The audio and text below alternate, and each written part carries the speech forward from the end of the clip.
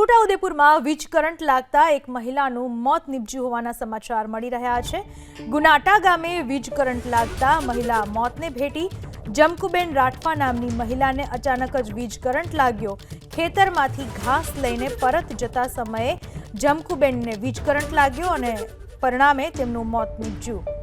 મધ્ય ગુજરાત વીજ કંપનીની બેદરકારીના કારણે મહિલાનું મોત થયું હોવાનો પરિવારજનોનો અને સ્થાનિકોનો આક્ષેપ છે। આ વિશે વધુ માહિતી આપવા આપણી સાથે જોડાઈ ચૂક્યા છે મારા સંવાદદાતા રેહાન। રેહાન, આ આખી ઘટના ક્યારે કઈ રીતની બની છે, સ્થાનિકોનું અને પરિવારજનોનું શું કહેવું છે? છોટાઉદેપુરના ગુનાટા ગામે વીજ કરંટ લાગવાથી એક મહિલાનું મોત નીપજ્યું છે। ગુનાટા ગામે રહેતા જમકુબેન ગોહાઈભાઈ રાઠવાનું મોત થયું છે। પોતાના ખેતરમાંથી ઘાસ લઈને ઘરે જતા હતા તે વખતે આ ઘટના બની હતી। જોકે હાલ જે સ્થાનિક લોકો છે, જે પરિવારજનો છે, તે આક્ષેપ કરી રહ્યા છે કે મધ્ય ગુજરાત વીજ કંપનીની બેદરકારીના કારણે આ મહિલાનું મોત થયું હોય।